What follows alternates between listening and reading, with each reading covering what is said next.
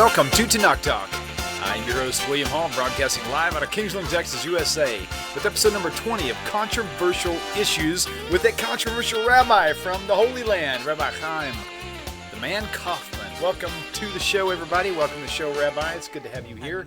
Good to have all you viewers there. We're trying something a little different tonight, meaning that we're going live on Facebook and on YouTube to see if this thing will actually work. So let's all of us, not you, Rabbi, all of us should start praying right now that Rabbi does not blow up my system, because he's the only one who has successfully done it multiple occasions. Welcome, Rabbi. How are you tonight, sir? Always good to be here. If you see me, live in stereo, so, two different places, it should be interesting. Yes, indeed. Yes, indeed. Okay. Bad enough you're going to see me in one place, two places, I don't know. We'll see how it goes. Right.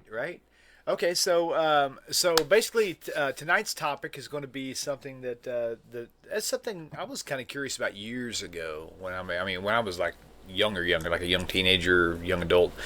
It's like the whole commandment, thou shalt not kill, was confused, thinking you couldn't any kind of a taking of a life. And of course, as you study and you see things that it's not talking about anything but murder, like manslaughter. And so so with that said, if that's the commandment is don't murder, then why is it that a lot of people will choose, especially in a time of need, to not enlist for the military?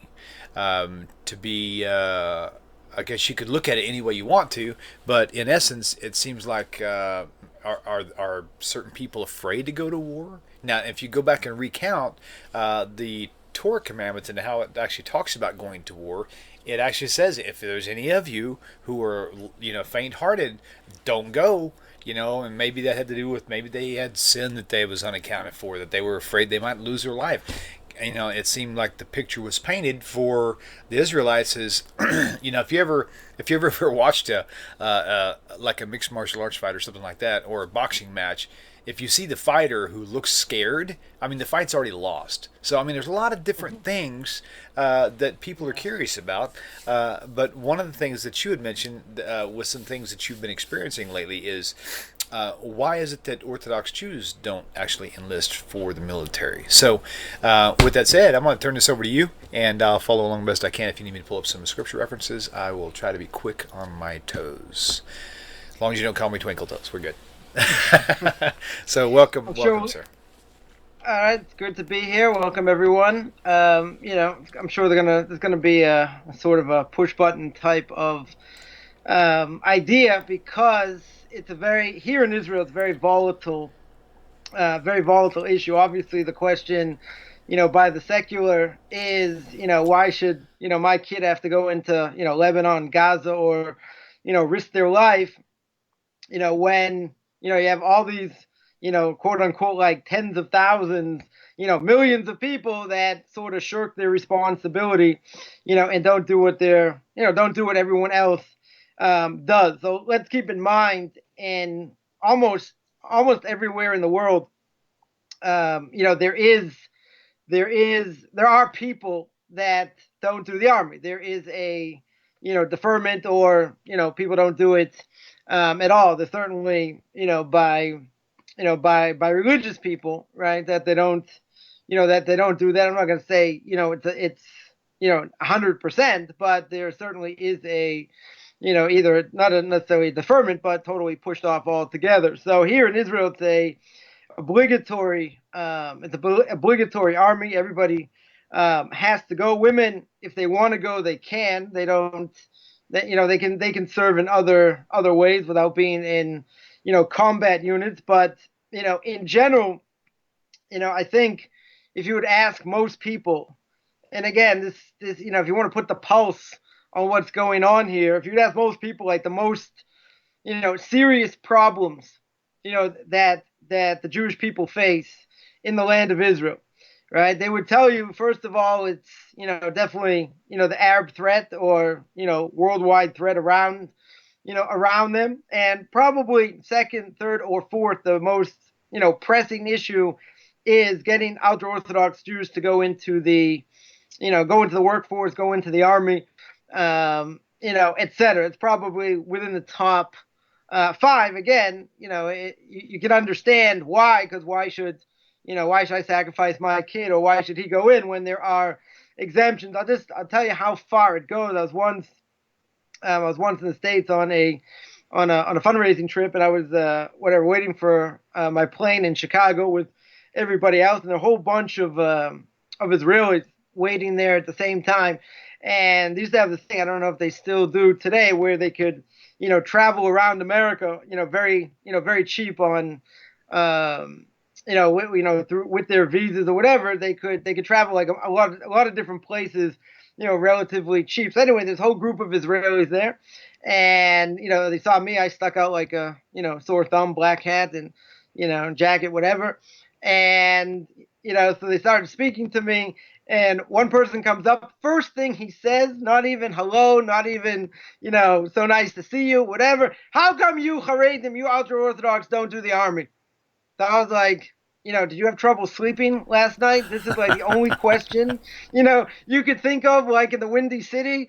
It's the weather, it's what's going on in the world, basketball, whatever. No, I want to know why you ultra-Orthodox Jews don't do the army. So all of a sudden, his wife comes running over. It's like, yeah, just leave him alone, stop picking on him. They all started showing me their kosher food. But it was like such a huge, issue. Oh, I got this black hat guy. We're going to nail him now to see why, they don't do they don't do the army. I should have told them I was Amish. It's like, oh, sorry, I'm really Amish, but right. That would probably my sisters probably would have given it away. Anyway, so you have to keep in mind, if you look through Tanakh, as you mentioned, you look through Tanakh, there was always a standing army, right? You definitely needed a standing army. At the same time, though, the standing army only had success because there were people sitting and learning. And if you didn't have people sitting and learning, and we believe for sure that the Torah, guards us and sustains us, at the same time. So you need both, even when there was a standing army. So you had people sitting and learning. Now, if there's there are two types of wars as well. There's a war, what we call Milchemes Mitzvah. It's a mitzvah to go to war. That means you shut your Gemara, you shut the Talmud, you shut whatever you're learning, and you go out and you go fight. Right? That you have no choice. Right? The war of Amalek, everybody goes fight. Everyone goes to fight. When they came into the land, everybody goes to fight. Right? It's a Milchemes Mitzvah. If it's what we call a Milchemes Reshus, if it's a war that's not an obligatory war, right? If it's not an obligatory war, so you don't need everybody to fight. Now, let's make it even stronger. If you look at statistics today, you have all these nations surrounding Israel, right? All these hostile nations.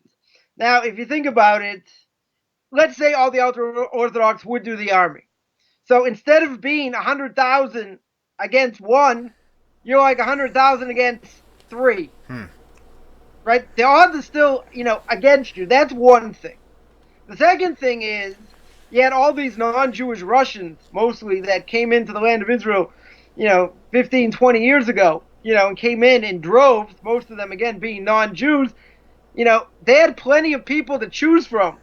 It's not like they need ultra-Orthodox Jews in the army, right? That's another misnomer. They don't need the numbers, right? They have plenty. I had a friend of mine that, it took him 3 years to get in the army. In other words, he wanted to join. They didn't need him. He pushed and finally got himself in. So the numbers, certainly don't show that they're needed. But again, there's an emotional issue. And the emotional issue is, okay, why does my kid have to do it and yours don't? So, we spoke last week about Zionism and how, the founding, quote unquote, founding fathers, Zionism, their whole goal was to uproot Torah. So if that was their goal, so then going into the army itself, what's it going to do? It's going to expose people to things that, probably not a good thing for them to see, right? I'm not talking about, dead bodies in, and all that, or about the regiment and, getting up at all hours and, training and all that. Okay, that might be an issue. It's not necessarily a reason to, to push that off. At the same time, one of the major issues is you have a lot of women there, right? You have a tremendous amount of women there, and they're mixed. So what's the average age of someone who goes into the military? Is 18, right? That's normally when they go after high school, and they usually go in for 3 years. So when you have, men and women mixed together, in this type of environment, and you're in the army for so long, well, there's a moral issue. There's definitely a moral issue, but the main thing is that the secular, what do the secular want in Israel, right? The secular want to make, ultra Orthodox Jews like them. They're not interested in going to the other side, so they're interested in having their influence, on us. Now, if you look at it in those terms, they're more likely to have a negative influence on us than we will have a positive influence on them. Now that doesn't mean that can't happen. I know of somebody that when he was in the army, right, he was able to bring a lot of people to tshuva, to repentance. They started becoming Orthodox Jews. They threw them out. They didn't want them. They weren't. That's what they. The army was certainly not interested, in that. Not only that, they don't want to bend over backwards for prayers, kosher food, like all these different, all these different things. So when you have all these moral issues, right, tremendous amount of moral issues, and the fact that there's so much poison, right? Even, if these people don't know anything, if there's so much poison against ultra-Orthodox Jews, what they're going to do is whatever it takes to get them to, come towards them. So I haven't met anyone, who, even religious Zionists who believe it's a mitzvah to do the army, that's gone in and come out the same or stronger in religious, in religious practice. So somebody that, I learned with many years ago, I had him for Shabbos, and anyway, so we're having this whole discussion, and, what topic comes up? Topic comes up about doing the army. So he said, how come, ultra-Orthodox people don't do the army, this, that. So finally, it came out, he said, listen, if I wouldn't be in the army today, again, someone who keeps Shabbos, keeps kosher, keeps what he needs to keep. And he says, if we don't do the army, if we don't have people do the army, well, guess what? Syria's going to come and invade. Lebanon's going to come. This is going to come. Jewish people will be wiped out. So I said, I was looking at my watch. I said, how long is it going to take, for you to become a heretic? And he's like, a heretic? You calling me a heretic? He said, yeah, I could call you worse things if I wanted to. But so I said, it took you a little bit longer than I thought. And this guy was like totally shocked. So he says, why am I a heretic? He said, I keep Shabbos, I keep kashrus, I keep all, I keep what I'm supposed to keep. So I said, do you believe in Torah? Right? It gets into a larger discussion. I said, do you believe in Torah? So he said, of course I believe in Torah. So, I keep all these things. Why wouldn't I believe it? I said, do you believe that people who sit and learn, have the power to protect the Jewish people in general? Not just in the land of Israel, everywhere, right? France, America, Canada, everywhere in the world, right? It's brought down numerous places, right? We don't have to go into Kabbalah. Numerous places Torah has the ability to guard, right? To guard ourselves, individually and collectively. So I said, let me ask you the $1 million question. Do you believe in that or not? If you say, listen, Koch Otzim V'yadi, the strength of my hand is my power, as it says in the book of Deuteronomy. So it doesn't matter, I pray, I don't pray, whatever. It's only by the strength of my hand. So then you take God right out of the picture. In other words, Torah doesn't have a place over here. Now, it is brought down. It is brought down if a person's first married, within the first year of being married, they don't go out to the army. right? They have to strengthen their house, Right. etc. They don't go, there are certain things they don't do. They don't plant a vineyard. They don't go out to war. There are exemptions, at the beginning. But when you look at the whole dynamics, and this is the struggle, right? We spoke about last week, the struggle between secular and religious, and the struggle is that they don't want to have any forced things upon them, and just the opposite, they want to get rid of it. So what they'll claim isn't true, by the way, which they'll claim that we're not doing our share of responsibility. There are millions of people, which is not true, right? There are millions of people sitting and learning over the age of 25. They're not doing anything for society, which they certainly believe, right? So, when you look at it in those terms, this is just another dig in the sense that they're saying you're not doing what you're supposed to do. You're not a productive person in Israeli society. Now, there are plenty of people, in the ultra-Orthodox world that are working, right? You can't learn, it's very hard to live on, a little bit, on a stipend every month.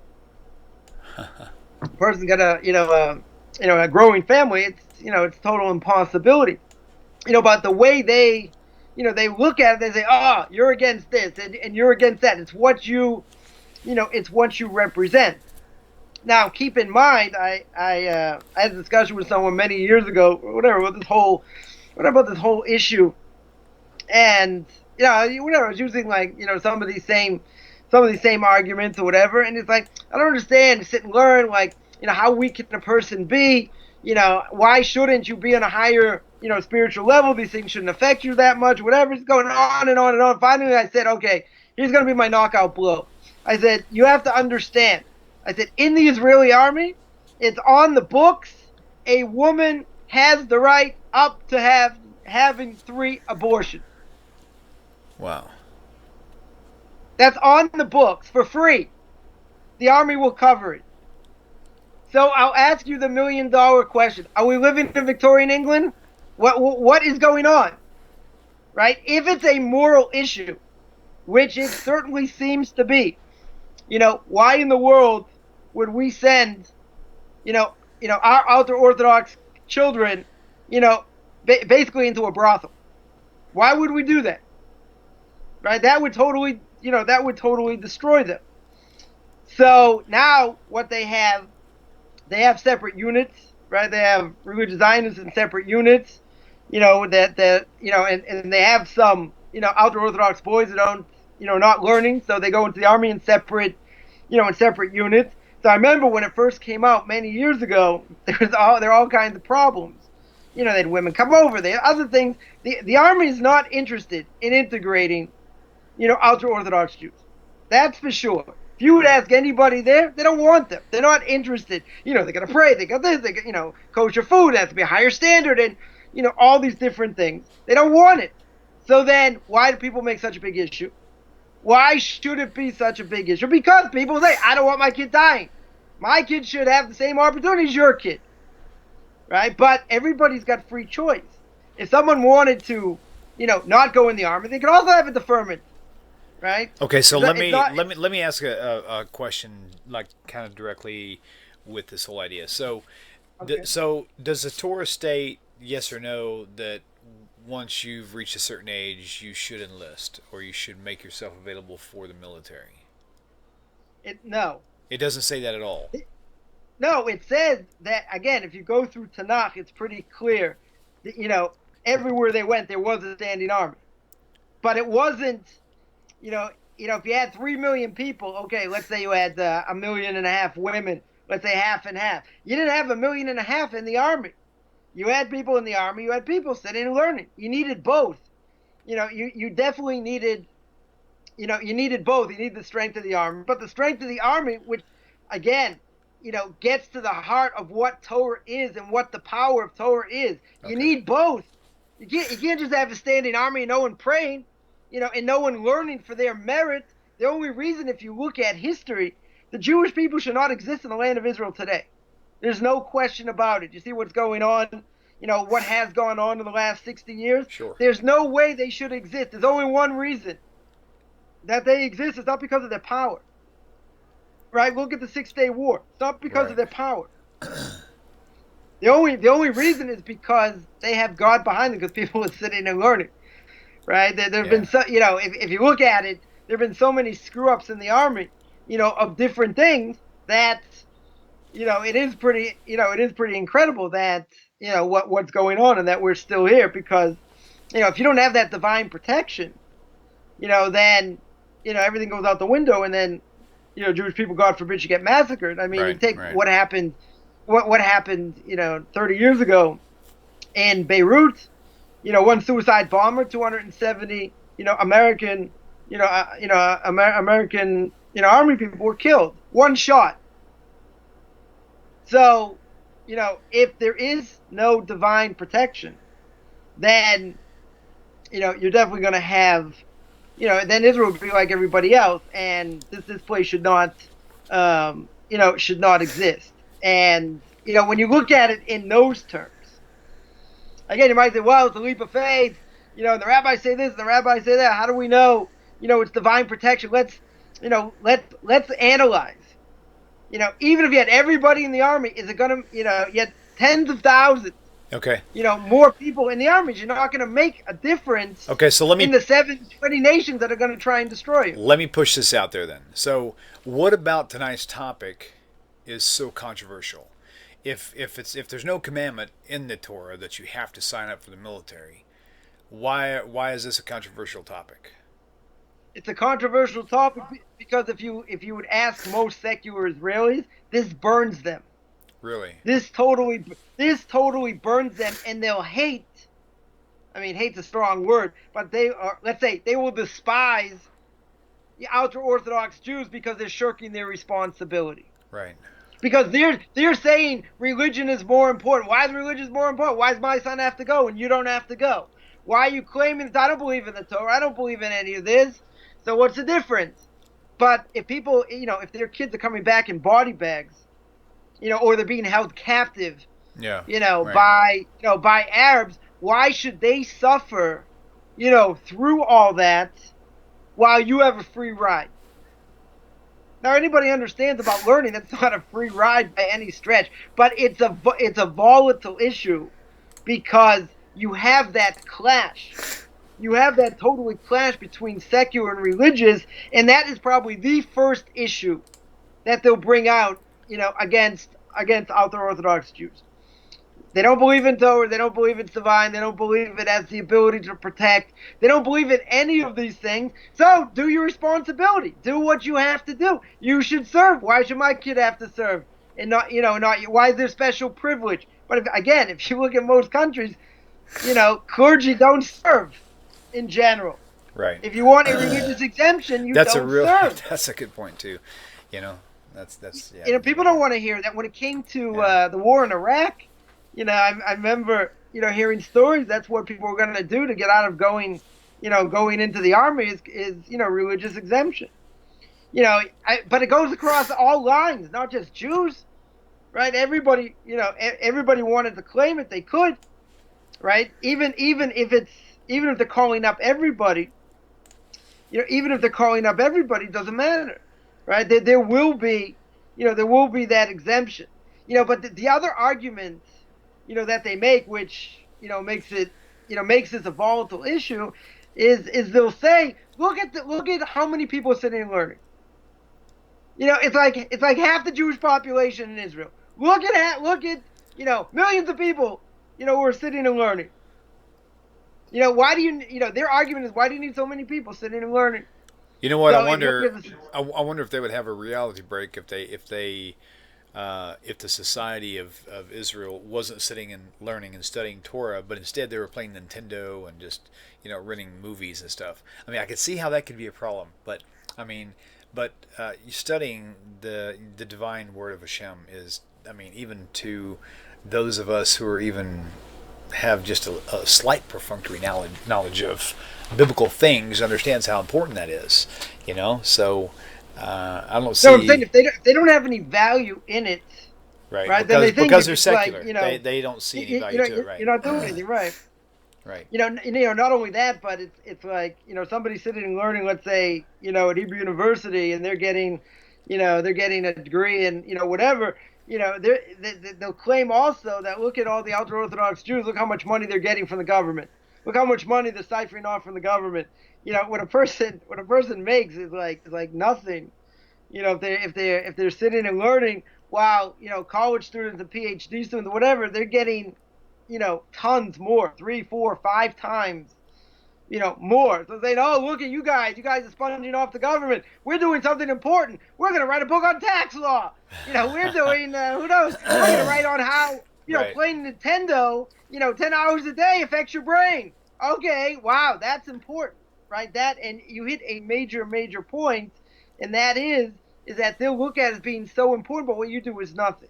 Right? So, how is it, that you can try and like bridge that gap. And the only way you can bridge that gap is to get them to understand what Torah is. And, for most people don't see it, in that way, at all. They won't even listen to the argument because they'll just say, my kid has to go and you don't. They say, no, you have to understand, what Torah says and God says, and look at Tanakh. They're not interested. It's like you're talking apples and oranges. Right. And so therefore they'll just say you're shirking responsibility. You're not doing what you're supposed to do, and you're a sponge on society. And and look at all the millions, that are sitting and learning. If you look at the statistics, how many people over the age of 25, are sitting and learning, full time. You're talking about less than 1%, like half of 1%. So they see like thousands of people, but in the bigger scheme of things, you're not even close. So the argument really isn't, oh, look how many people aren't doing what they should be doing and they're shirking the responsibility. Say, listen, we're only at half of 1%. We gotta boast to the masses. How come more people aren't sitting and learning? Right? Right. And they won't, if you look at it in that sense and you say, listen, there were 1 million Russians that come. They don't even need me in the army. So people think that's not even the point. They're like, that's not even the point. You have to do your responsibility, but they don't want me. They only want me because they want to uproot what I do. They want, and Rabbi Chaim Wasserman, may God avenge his blood, who's a famous student of the Chofetz Chaim. He wrote a book called Igvisa de Mashiach, what we call the Epics of the Messiah, and which is translated into English called the Epic of the Messiah. And he says over there that, he's heard that in the land of Israel, a lot of people don't keep Shabbos, and the role of the government is really to uproot any facet of Judaism, right, within the land. So he said to people, that if people wanted to go and live in the land of Israel, he says there's no mitzvah, no question if there's a mitzvah to live in the land or not. But he says if there's a mitzvah to live in the land, and the government that may be, their whole goal is to uproot Torah and to uproot Judaism, he said there's no mitzvah to go. There's absolutely no mitzvah to live there because they're going antithetical to what you want to do. And that, and that's been the constant struggle. And if you wouldn't have had Orthodox Jews living in the land, anyone goes to downtown Tel Aviv, you think you're in Miami, right? You think you're, anywhere in the world. There would be no Jewishness of the Jewish state. It would just be a bunch of, Jews eating falafel and, and shawarma or whatever, but it would have no context of anything Jewish whatsoever. And you say, okay, is that really so bad? Well, again, if we hold by the book of the Bible, we hold what God says. Yeah, that is bad. Not only is it bad, but at the end of the book of Leviticus, it says, my language, chump don't want it, chump don't get it. You're going to get spit out of the land.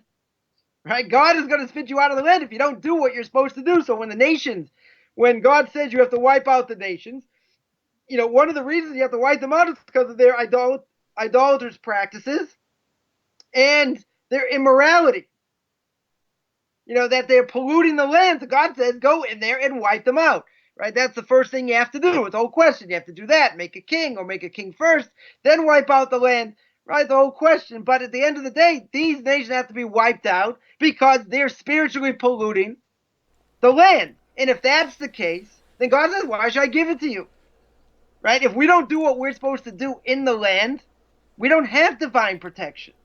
I mean, you have to look at the last number of wars, especially the last Gaza war, in the Gaza war before that, all these missiles coming in, even with the missiles get knocked off by the Patriot, by the Patriot missiles, etc. What are the odds?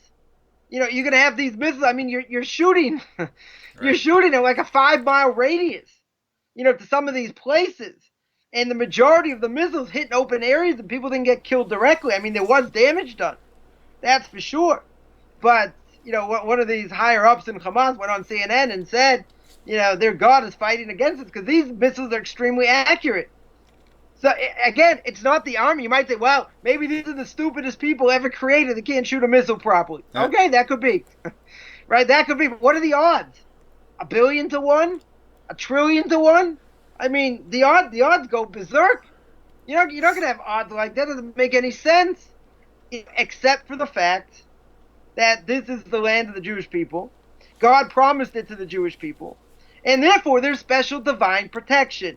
Okay, now, so if you go, yeah, go ahead. Sorry, I wanna before we run out of time too, I want to shift gears to a different part of questioning. So, Okay. so my next question is this: throughout biblical times, you could see where God had told the Jewish people, "Go here and and do this there," and whatever, and then you would have Israel having to defend themselves against wars.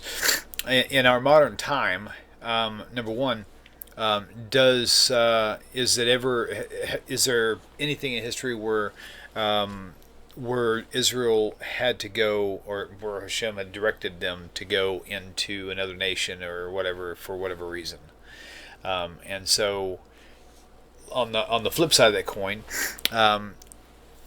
at what point because there's so many people who are against war altogether, the whole thing about murdering and taking the life and all this other stuff. So I want to kind of cover that spectrum a little bit. So if you don't mind, just kind of touch base there a little bit. I should put on a bandana, go back to the 60s, start smoking weed. We're all friends. Go back to Woodstock, right? So, right. You do see in modern times, certainly in modern times, Jews went in areas that, they weren't necessarily in before. But even in historical times, you see that, they went against the Philistines, they went against other people. They got attacked, either they got attacked or they got attacked elsewhere. They went in. Etc. So, there is definitely precedent, for that. But we're not, the Jewish people are not interested in, going out and, going into all these other nations. They will if they have to, right? But, they're not interested in doing that. I mean, they had a buffer zone, for a long time, in Lebanon. They don't want to go in there. Right? It's like going into a jungle. It's like going into, all these mines on the roads and this and that. I mean, extremely dangerous. But if they have to go in to a certain extent in order to protect themselves, they will.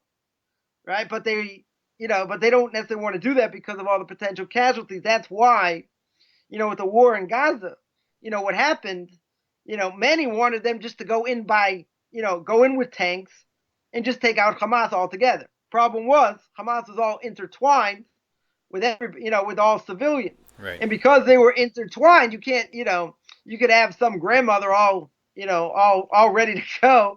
They put a belt on her and everything else. There'd be tremendous amount of casualties, right? And that's for sure.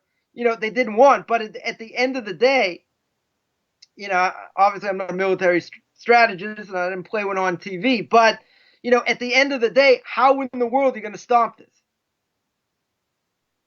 Right? There is no possible way except going in, going on the ground. I mean, what do you think they're doing now? They're, rebuilding their tunnels and everything else. The money's getting wasted and, and the civilians are getting what they're getting, etc. But, it's been quiet, and hopefully it should stay quiet. But, that's the only way to stop it. But they're not going to do it. They world outcry, other things, they will not, they will not do that. If they have to, I guess they have no choice, right? If they have to, they will. But, keep in mind, a lot of what they're doing, they're just defending their own territory. They're not interested in going out elsewhere. If they have to, they will. But, they're not interested in, they don't have the numbers, to be an invading group. And one of the things that, they are worried about now, is the fact that, Gaza can attack in the south. You got Hezbollah in the north.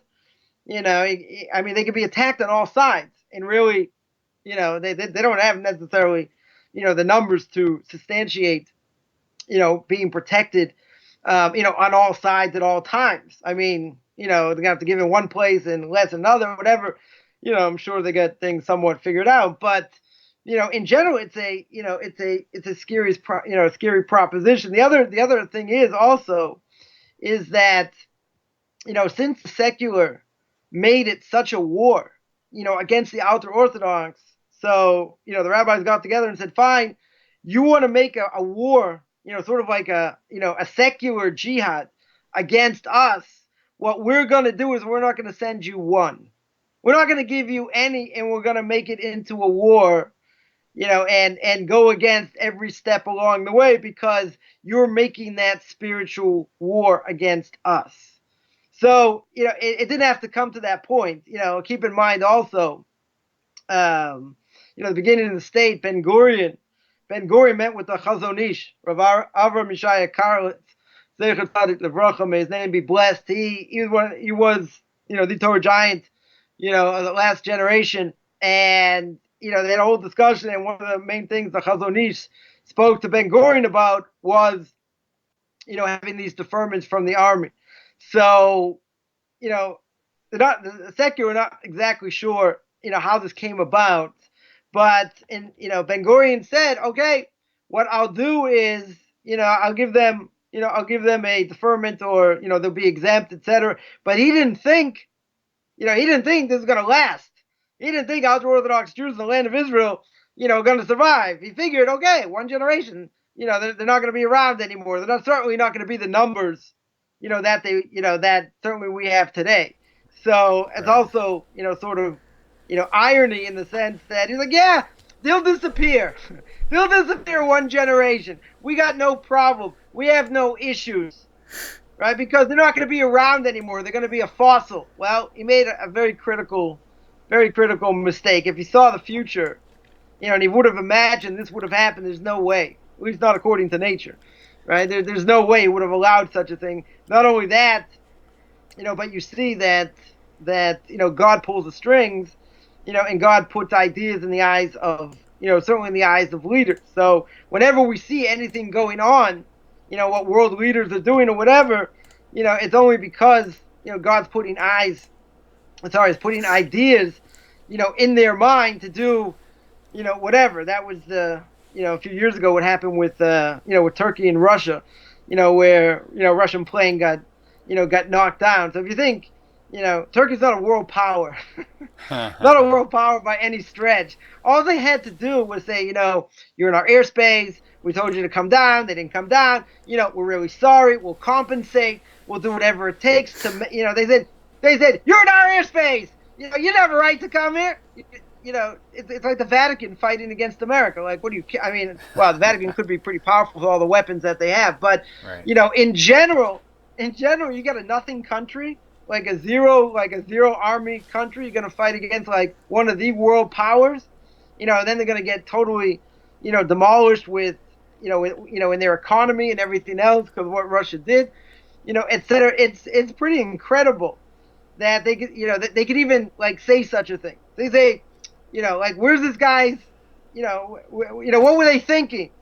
So obviously, God put ideas in their head in order that they should do that. But logically speaking, that doesn't make any sense.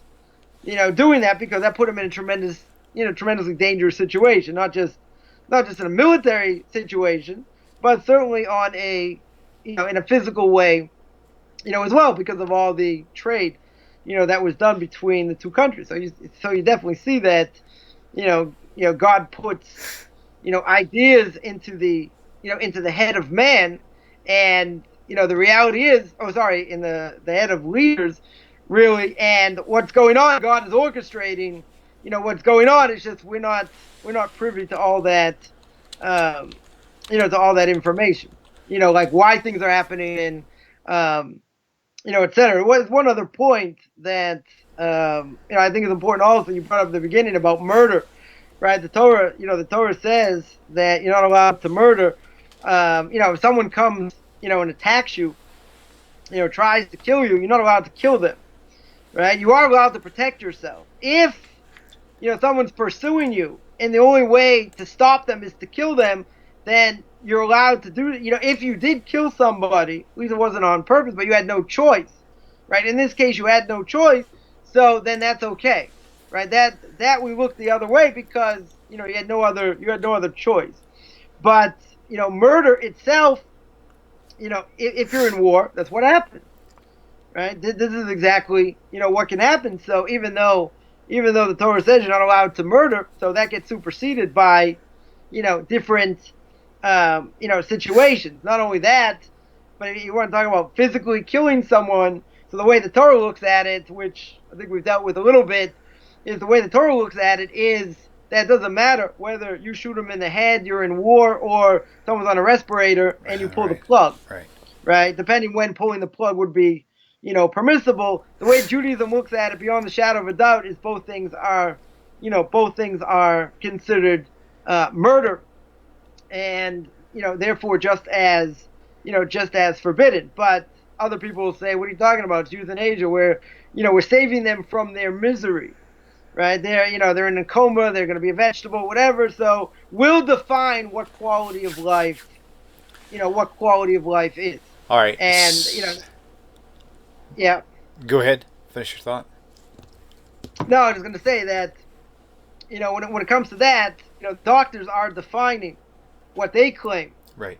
Or what the world claims is quality of life, where we believe that every second a person is in this world, even to their last breath, they're still, gaining, in this world. And certainly even if they suffer, they're going to end up, erasing any negative things that they might have done in this world. And that's a protection for them, certainly when they get judged in the world to come. Very good. Okay, so the phone lines are open. We've got a few minutes left. If you want to call in, if you've got a question regarding tonight's topic, or even just a random question, I'm sure we can probably drift off a little bit if we need to. But 855-952-4253, numbers on your screen. And if you're on the go, 855-95-BIBLE. It's the easy way to remember the phone number. So, again, war, why Jews don't exist, just anything that you could possibly imagine that would be controversial about war. I mean, there's a lot of things that happen during war, and we get that, but I'm not really sure how much more we can actually. I mean, keep in mind also that when you speak about, the Torah when it comes to war, the Torah says clear by what we call a yafas Torah, that if a person is in war and he takes somebody captive, takes a woman captive, right? Even if it's a non-Jewish woman, he's allowed to be with her, but she has to she has to cut off her fingernails, she has to shave her head, all these different things she has to do, and then in the end. Okay, you just said something that I want to challenge you on. Okay. Okay, good. This is something I've always found intriguing. Okay, so nowadays our custom is the women grow their fingernails out long, but back in ancient times, that was more trimmed. So when it says pare their nails, right? The phone's actually ringing here. Let me go and answer this. Okay, so caller, sit tight 1 second. And so it says let shave her head. So remove that which is beautiful, right? And the animalistic behavior of animals is they don't cut their nails. They don't. Their paws, their claws are always long. So women with cleaner nails, unlike today, it was opposite. So my understanding of that has always been, you shave their head, you put them away, you let their nails grow long and disgusting, and you just make her an abomination in your sight. And if you're still wanting to keep her after 90 days or 30 days, whatever the case may be, then you may, which makes sense. So my question now is on that particular, the whole translation of the nail part. Does that mean cut her nails, or does that mean let them grow wild? No, it means cut them. I mean, really? That's a woman, that doesn't make sense to me at all. Why? Because a woman in our society, in our day and age, it's nice to have the nails growing out, but it wasn't always like that. It could be, but today certainly that's the case. Right, yeah, that would be the case now, right? Correct. You see women with long nails and with things in their nails, and all kinds of things. Yeah, now that would be beautiful, right? certainly according to the Torah, I think it's pretty clear that it could be the same thing. That was considered a a disgusting thing. Certainly, the Sinead O'Connor look or Kojak look is going to be. Hey. I was like, wow, my wife's so beautiful. Let's see the chrome dome. Hey, I tell you, once the rest of this stuff starts to go, I'm pulling the Telly Savalas look all the way, except for the beard, of course. I'm going to keep that. I had no choice. I had about 10 strikes against me, so I told my kids, I said, you never saw me with hair, and I never saw my father with hair, so that's just the way it is. That's funny. Okay, let's take this caller. Caller, welcome to the show. Please tell us your name and where you're calling from. Jay, Alabama. How you doing? Jay, my man, how are you?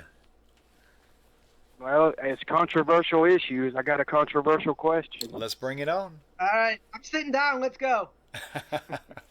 Okay, why did God order to kill the little babies? The little babies didn't do anything, and we know from modern science that evil is not passed on biologically, so why kill the little babies who didn't do anything? Okay, that's little babies for what? Why did God? Okay, Jay. No, what context of little babies? Jay, give us more context. Newborn infant babies. Okay, what references are you pulling out of the scripture? That's going to be Numbers chapter something where I want to say it's I can't remember the tribe, but they kill them, they come back, and Moses says, "Did you kill the women and children and babies too?" And it's something like, "No," and he says, "Go back and kill them too." Okay. Oh, you talking about like in war, in war, like when, because I mean, there's certain. Okay, Rabbi, stay on the phone with us, Jay. So I've always kind of understood that whenever war took place within in Israel, if it was a nation that was like right next door, then it was complete genocide. But if it was further away, then they would just simply kill the men and the babies. They would keep only not all the women, but like the virgin women who have never known a man. And so I kind of get that myself in my head. Right, I disagree with that also. But the question is, why kill the little babies? Right. I'll tell you. There's a story, and I want Rabbi to comment on it. The story of Amalek, right? There's a connection there. So I'm going to drop it right there, and I want Rabbi to take this one from here. So Jay, thank you for calling in. Great controversial question. Perfect timing. Perfect show for it. Okay, thank you. Love you guys. Hey, love you too, brother. Take care. Shalom, shalom. Okay, yeah, this ought to be fun. All right, great question. Well, I'm kind of like Scotty. Hey, Captain, I need more time. All right, Scotty, you got to get to warp 4 in 35 seconds. I don't care if you have any engine. Just go. Okay. There you go. So if you look in context, of this, when God says, yeah, I want you to go to, I want you to, wipe out these people. So if you look at the children, you look at the Amalekites, same thing. Right? God says, wipe out everybody. Right? So, little kids are innocent. That's true. Right? But what is in their DNA? How are they going to be raised? They're going to be raised in the Amalekites to go against God. Right? They're going to be raised, to do idolatry, in these other nations. They're going to try, and let's say, make a peace agreement with us and have our men marry their women and all that. So therefore, in order to wipe out any of these problems, so you wipe it out all the way down. Again, technically speaking, you may be right. They're totally innocent, right? But at the same time, if they're going to be grown in a way that's going to be bad for us, which God knows the future, he's going to wipe them out. So I'll even make it a little more, controversial. Right? If we would have known in history when Hitler, may his name be blotted out, as a child, was going to commit this genocide in the world, wouldn't we have killed him straight away, thrown him off a cliff, right, given him, cyanide poisoning, blew him up, whatever? So, wow, that little baby, that kid didn't deserve it. That stupid artist who couldn't draw for beans, right? What are you doing? You're not allowed to do that. What has this kid ever done, right? But if you understand what the future of them are, and what they could do, and what their potential is, according to what they're doing now and how they're going to be raised, you wipe them out all the way through. I can't help but to think about this whole concept. I mean, most everybody I know when they get older in their young adult life, or even older, just slightly older than that, they begin to wonder where they're from. Right, and so let's say, for example, that at this nation that was next door, and they let all the kids live, just like Saul let Amalek, Right. he live and all this other stuff. Right. So you've got all these like thousands of little babies now growing up under Judaism, and then they all start getting older, and all of them start wondering, hey, where do I come from? And then they find out that these Israelis killed his father. You're going to have like a war within a war. I mean, it's just going to implode, and so it's to me, it definitely makes sense why you would do that. Keep in mind one thing, just with the Amalekites. Who did he leave alive? Yeah. He left the king, Right. Agag, alive. Right. And what did Agag do had an after he was offspring. alive? Yep. He shacked up with someone. Who was his offspring that came out of him? Was Haman. Yeah, there you go. So so it does make sense to me. Yeah, for sure.